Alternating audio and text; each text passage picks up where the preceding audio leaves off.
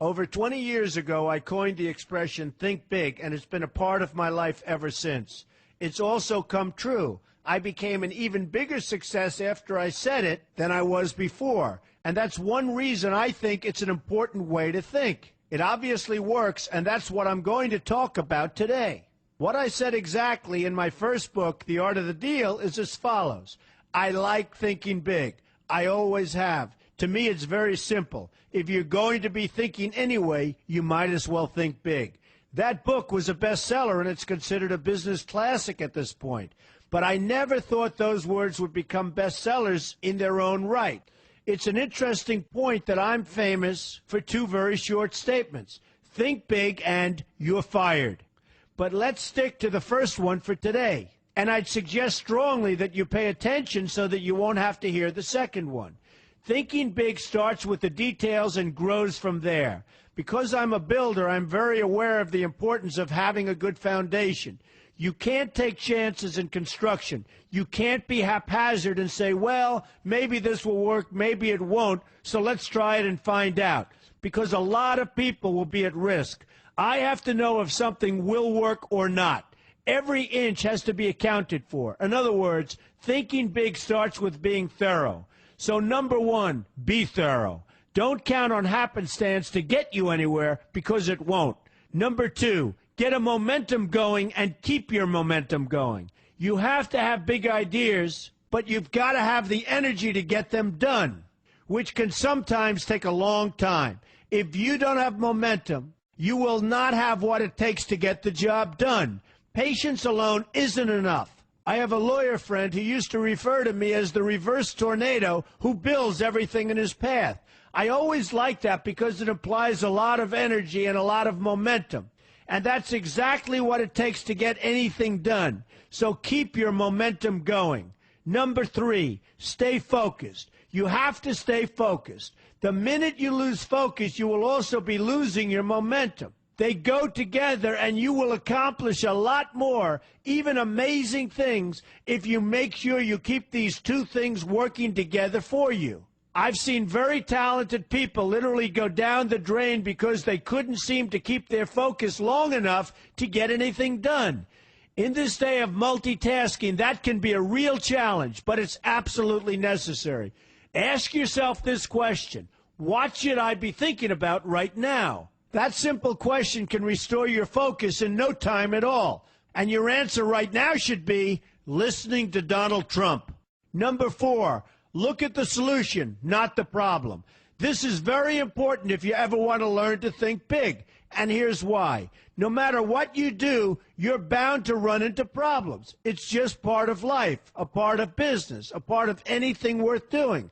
If you let the problems get in your way, they'll become bigger than your idea was to begin with, and you will be a wipeout. No matter how bad things look, keep your focus on the solution, and you will be surprised how things can work out, and work out properly. One way I do this is to ask myself when confronting a possible problem, is this a blip or is this a catastrophe? A catastrophe is something like an earthquake, a tsunami, a war, and so forth, and a blip is everything else. Right away, you'll have the right perspective, and your equilibrium will be restored. So keep your focus on the solution. Number five, see opportunity for what it is, an opportunity. For example, why are you listening to me today? Curiosity? You like me? You don't like me? You want to learn? You have nothing else to do? You want to hear me tell you you're fired? I hope not. But whatever your reasons might be, they've brought you to a good place to get involved and to learn.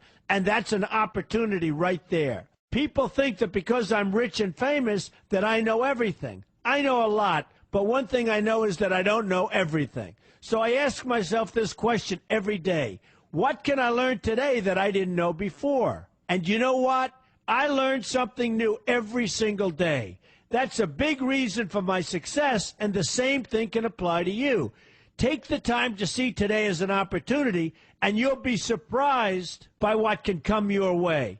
Be open to new ideas, and you will be creating your own opportunities before too long.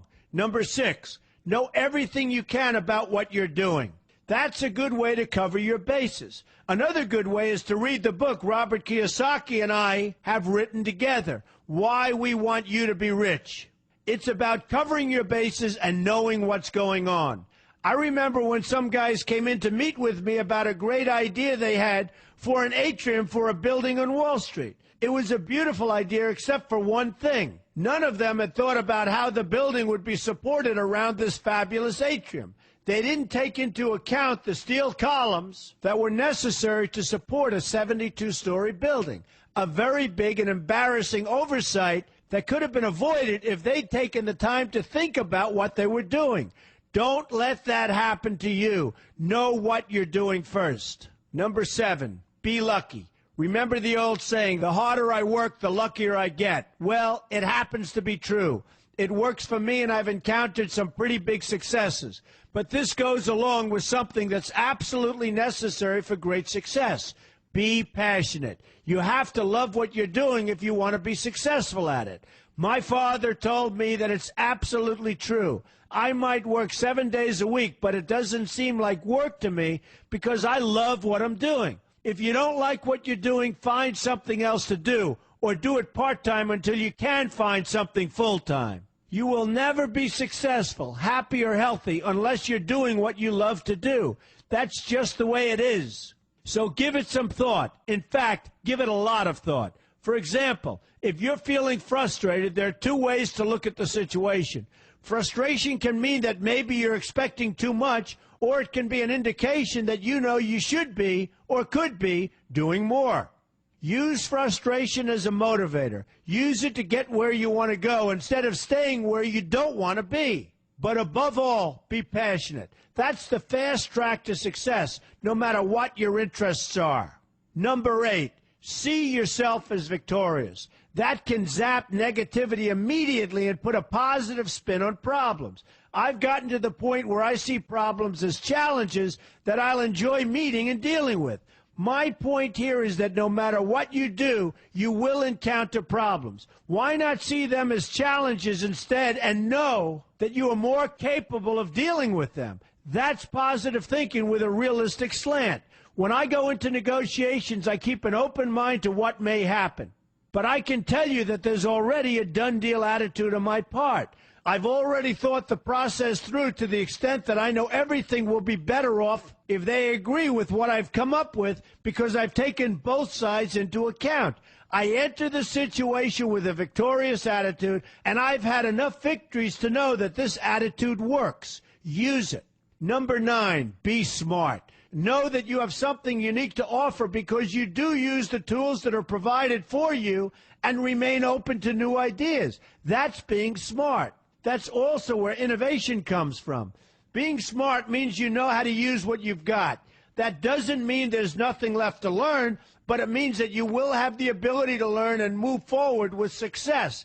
And success is very important. Success is what you want. Just be successful. Believe me, you'll be happier.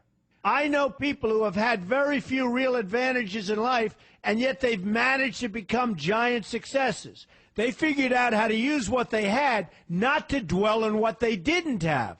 I'm convinced that everyone has something useful to offer, and if you apply yourself diligently, you'll find that you have what it takes to succeed, and you're going to be a lot happier for it.